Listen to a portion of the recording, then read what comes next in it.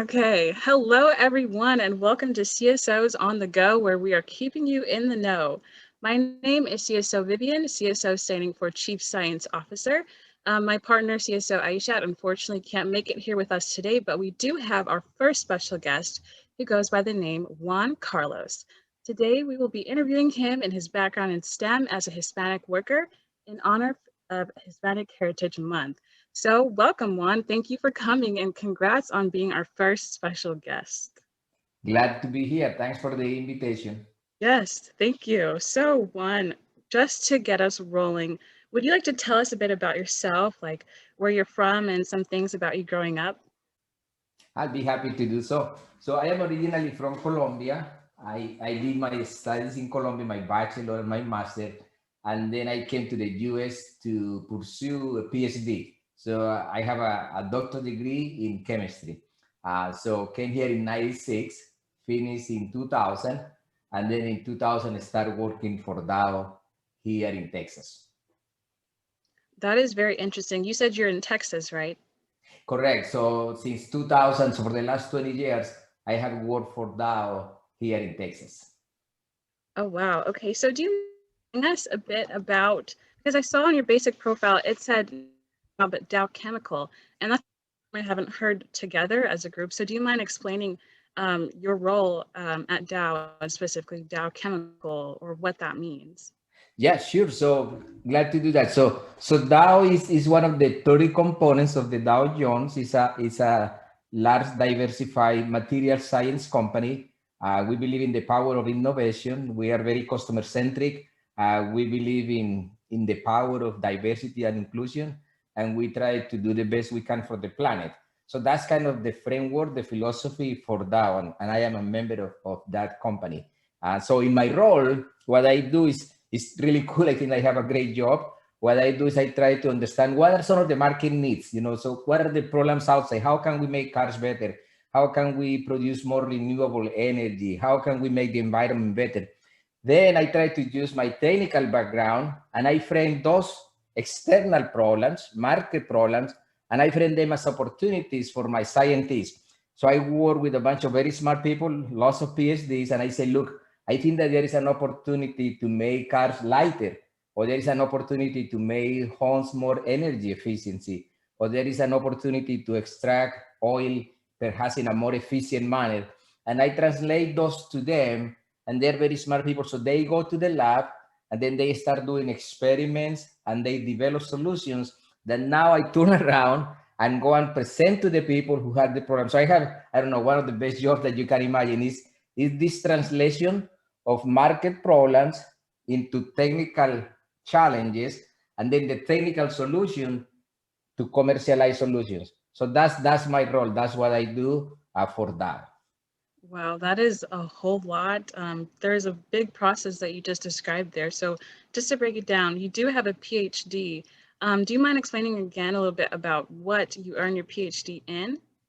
Yeah, sure. I am happy to do that. So, yeah, a little bit of background again. If this is going, let's say, to high school kids. So, when you go high school and then you go for a bachelor's degree, then there is a master, which is like 2 years, and then a PhD is 4 more years. So, typically in college will be about 11, 10, 12 years in college. That right? So, in my case, I did in a subsegment of chemistry called analytical chemistry, and basically there is what we try to understand how things are made of.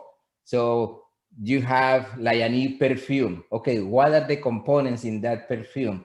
You have a new fragrance. What are the components and what are the ratios of the different components there?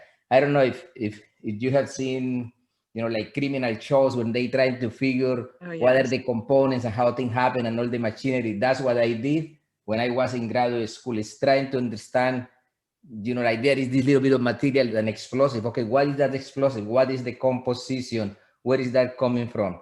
So that was what I did when I went to graduate school at Brigham Young University in Provo, Utah. Wow, that actually sounds really interesting. I know that, there's a bunch of different chemicals that we use every day, and I just didn't think about the fact that, it's important to also analyze the chemicals and things as small as perfume. So that's really cool. You also have a technical background. You mentioned that earlier as you were speaking. Do you mind explaining where that is from? Yeah, so when I was in Colombia, I did but my bachelor's and master, they were in chemistry. So in general, I have done like material sciences, catalysis studies, those kind of studies.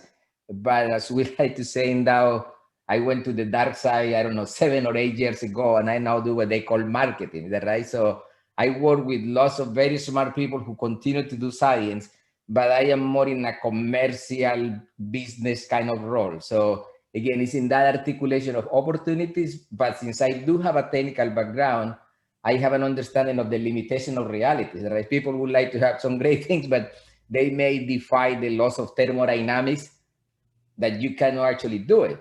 So that technical background helps me kind of settle the reality. So there is this market need, and I have a sense of what are the technical capabilities, and I help in that translation. I'm Tiffany Jones. I am her advisor for the club and her mentor for this process. So thank you so much for giving her this opportunity. I think she actually got kicked out, so she might be returning with us in just a few moments. She said she had unstable internet. So yeah, because I think that she had like 2 more questions or something, no? Yeah, just a couple more. So thank you so much for spending your time today. Is this kind of what you guys were looking at, that kind of information? You need more or less detail? Yeah, there's a big stigma about this perception of what a scientist is. So the girls came up with a solution. We did last year, we did a Black History Month special where we brought in STEM speakers to our actual school campus, but that's limited to only people in the Atlanta region because they're coming to our campus. So once we got shut down for COVID, they come up with this plan to try to do a podcast. So they created their name and they're awarded a grant for RSS function so they can save the podcast and get it shared out. So they've been doing it. I just kind of help manage. But they just want to tell people that, hey, we are in a very diverse school and like you can be a scientist. It doesn't matter. Like you don't have to be a white male to be a scientist and you don't have to be from an influential background either. So you grind your way through. Like we have Hope in Georgia to help pay. You have Pell Grant. There's ways to pay through. Very nice. And just showing people that there's a different face to science than what you're accustomed to. So just giving our kids and their viewers that experience. So thank you. And again, as part of the questions, I also have prepared a little bit. I think that there is a question about what advice will you give, so I can share that too. So I think Vivian, you are back. Yes, Vivian, I'm so sorry. No, my internet went out, so I'm back now. I'm gonna glad, get back. Glad to have you back. Thank you. So, I'm sorry. I thought you were answering the question about what advice would you give to peers, to my peers. Okay, so let's start with that one, if that's okay. Okay. Yeah, so you want to say the question, and then I can answer. Okay, so if you had a piece of advice to give to my peers and students my age around high school and even younger, what would it be? If that's okay with you, I would like to give 2 pieces of advice. That's fine. As many as you if that's want. Okay. Just two. I don't want to abuse. So one is be optimistic about the future. This is a great country. I have been in many countries in the world, and this is a great place to live. So I know that there are many problems. We have, social injustice, injustice. Many of those things are going. So we have to face those. But this is a great place to be. Again, it have been 23 countries, and this is the place to be. So number one, again, is be optimistic about the future. There are great opportunities in this place. Then number 2 is be the best you can at whatever you are doing. Whatever is your role, just be your best. I think that you are never going to regret having done a great job. You may regret having been lazy or other things, but you will never regret having given your best. So those are my 2 pieces of advice. Be optimistic about the future and do your best in whatever you are doing today.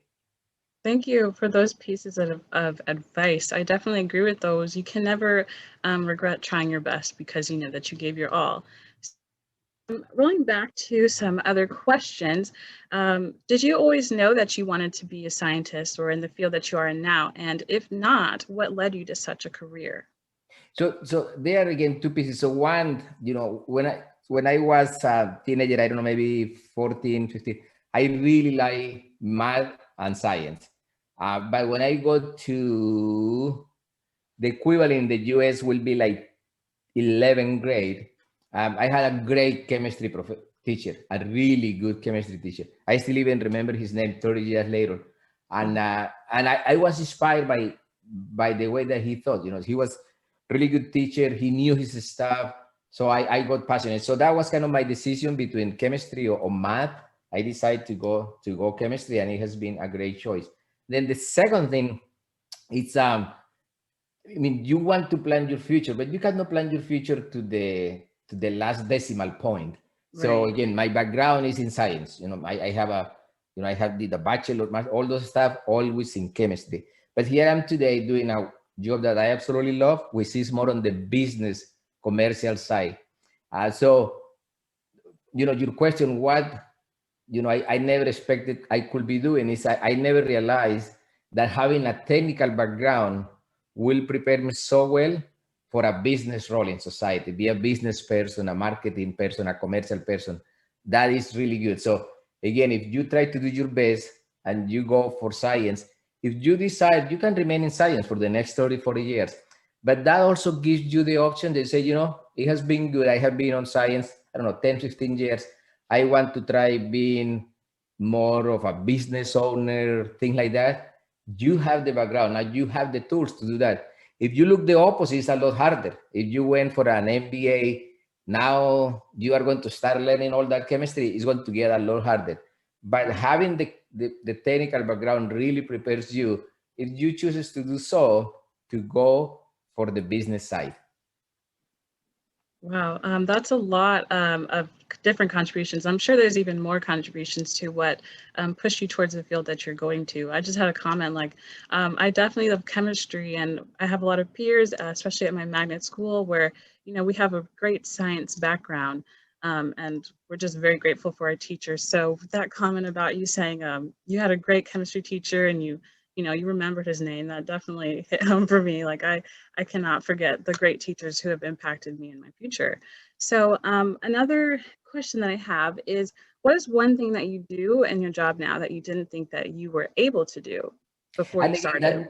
that's maybe part of the question before that, right? So even when I started here 20 years ago, I was even, let's say, 5 years into my career, I wasn't thinking that I could be making business decisions, like where do we invest the money? Where do we put our scientists to work? What may be some new areas of growth? What are some of the mega trends? I didn't realize that. And then as I start getting a little bit closer to the business, to understanding, the sales cycle, how people buy, what's the decision process in buying a given product, now I am able to do that. So that's something that I didn't think that I could do, but now that's something that I do now and that I really enjoy. Wow, I think that's something that I definitely look forward to, is kind of finding those things that I didn't expect to do, but something that I really enjoy. So I'm glad that that's happened for you. You did mention earlier that you were able to visit over 23 countries. How Mhm. did you get the opportunity to do so, and what were you doing there? So that's something that I'm grateful for the company, for my employee, for Dow. I have had some global roles, and in those global roles, I had to go to places. So, I had to go to Brazil, I had to go to Argentina, I went to Spain, to France, to Germany, the Netherlands, to many places as part of the role, to the UK, to Canada. So it's part of the responsibilities I have had with Dow over these past 20 years that have allowed me to go to those places. And then some of the other places, I have done it just for myself for tourism. But that's how I have got to become this. But I would say that maybe 80% of those countries has been through working for the company that I work for. So how often would you say that you travel out of the country?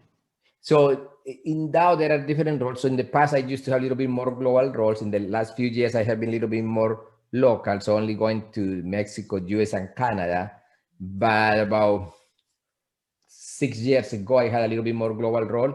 So I was going to those places, especially in Europe, but I also had the chance to go to some places in Latin America. So again, that's another blessing, maybe opportunity to work for a company the size of Dow that has global operations, that you get the opportunity to see the world. Okay, and so one question that we did have was, how do you think being bilingual has helped you in your career, and how has it either advanced or allowed you to advance in what you're doing? So in when you look at a company like Dow, we are global. So we have operations in many places. As I shared with you, I have had to go to Mexico for business. I have gone to Argentina for business. So in those business, speaking the local language becomes very handy. So I would say that that has been one of the big benefits. Is just in those international operations. In the US, our customers tend to be more sophisticated. So typically just English. But when I have been in Spain, Argentina, in Colombia, in Mexico, those places, the second language has become handy. Wow. So that actually does lead into my next question, which is how much, for you personally, have you seen a growth in the Hispanic population of STEM workers or people who work in the same field as you who are Hispanic? How much has that grown? I have seen some growth, but I would like to see more. So and I would say, frankly, not just Hispanic, but I would say minorities, except for the Asian population. So in Dow, we have a very good number of folks from either China or India. Right, lots of very smart people, very good scientists. So I have worked over the years with many of them. I love them, work very well with them. Unfortunately, I mean, Hispanics, I have seen some, but I think that this is still an open space. I think that will be a great field for people with our background and also for folks of color in general. I have been in Dow 20 years and I can count, I mean, how many African Americans I have worked with in science. Again, it's a small number. So I think that it's a great opportunity as companies try to find diversity of thought, how to approach problems, those things. All that diversity is really good. So I think that it's a really green field for both Hispanics and African Americans. I don't think that there are enough that are representative of the composition of the country. It's still, at least that I have interacted over the years, not just inside the company that I work for, but when I go to conferences, it's the same thing, not too many of them. So I think that it's a great field to be, as a Hispanic, as an African American, to be in science is a good choice. I continue to think that way. Wow, thank you for that answer. I really appreciate it, and I hope that these listeners actually paid attention to that. I think we definitely need a lot more diversity in minority fields, especially in science and any STEM field as well. So thank you for that answer. I hope I'm not going back a little too much or being a bit repetitive, but to narrow it down, how much is your workload every single day? Or like, what is a common day? What does it look like for you in your job?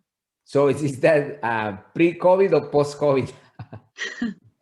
Well, hopefully COVID will not be around for much longer. So pre-COVID.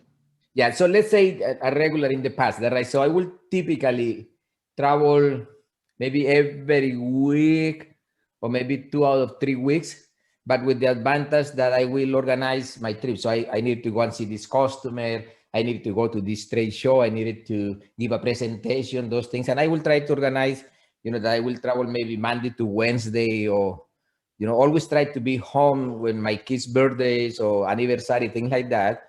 The job allows for that. So typically it will be maybe like, I would say in general, maybe 1 day in the office, 2 or 3 in the road, and 1 from home.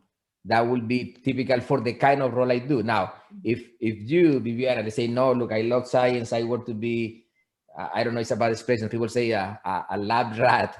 I just want to be in the lab. The rest will be all the 5 days in the lab. That's fine. Or in Dow, we also offer flexibility. So people may come 1 week, Monday to Friday, and the other Monday to Thursday, right? And every other Friday off, things like that.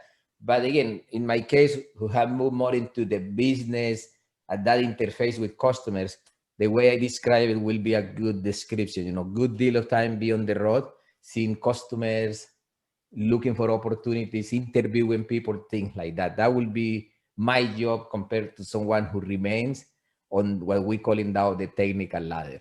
Mm-hmm. Yeah, that definitely did answer like another question I had, which is how many people do you think you interact with usually? And so it sounds to me like it's a whole lot. You're seeing different people a day and you're going to meetings. So in these presentations, you said that you give presentations. it reminded me of a question, which is, how long do you think these topics that you're presenting on, or promoting, or requesting for investment on, those things that you are wanting to implement, how long does it take to actually fully accomplish? Yeah, so I mean, to your question, there are two elements. One is experience in the field, right? So you need to feel comfortable and confident. You need to know your staff, and I would say, frankly, maybe a couple of years, right? So that you know your staff, you know what questions will come, you can address them. Then when you go to presentation, there are different dynamics. So some customers are very impatient. They want you to give your sales pitch in 20 minutes or less, right? And there are presentations that are 40 minutes. But I will say, between 20 and 40 minutes. So when you were asking about skills, that's a very important skill of this role, is being able to clearly communicate the message. What is the value proposition? If you have invented something new, what is special about that? And sometimes, at least a little bit of advice for the viewers here, sometimes in science, when we have a technical background, we love to go into the details, right? All the experiments that we did on Thursday, I failed on this, but I came back Saturday and I did this. Customers don't care about that. Unfortunately, they care about the end product. You try 100 experiments, just tell me about number 100 that work for you.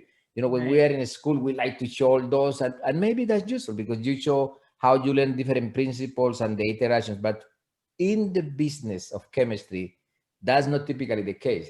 Your customers want to see what is your new product, what is better than the next alternative they have.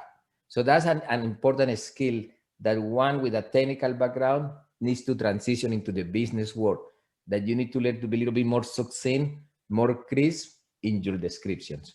Right. Thank you. Thank you for that answer and all of your answers throughout this interview. I thank you for coming on here today, but those are all the questions that I have for you. And I really did enjoy listening to it. I'm sure that our viewers and our listeners also did enjoy. So thank you for having us. Thank you for allowing us to have you. Thanks for the opportunity. And again, just want to close, thanking you for the opportunity, but be inviting the viewers that is an exciting field. STEM is an exciting field, full of opportunities. Again, you want to do technical, or you want to eventually transition to the business, is good. We need a lot of diversity. It is not diverse enough. We have made some gains in the last 10, 15 years, but still when you go to conferences, you don't see that representation of the overall society on STEM. That is not the case yet. So lots of opportunities for you guys, a great future, lots of concerns about the planet. So we will have to invent things to be more efficient, lots of innovation in electrical vehicles. You guys will have to solve those problems. Lots of opportunities in getting rid of fossil fuels. You guys will have to solve those problems. Lots of challenges with cancer and other diseases. You will have to deal with those. Again, great opportunity. So it's just exciting to be in this field. Thank you. And everyone, you heard Juan Carlos. We have the opportunity to solve these problems that we see in today, and in the next generations. Hopefully we can be the ones to fix them. So with that being said, we're calling you all into the STEM field to join us in the future and now. Thank you again, Juan Carlos. We hope to hear from you soon. Have a great day. You too. Thank you.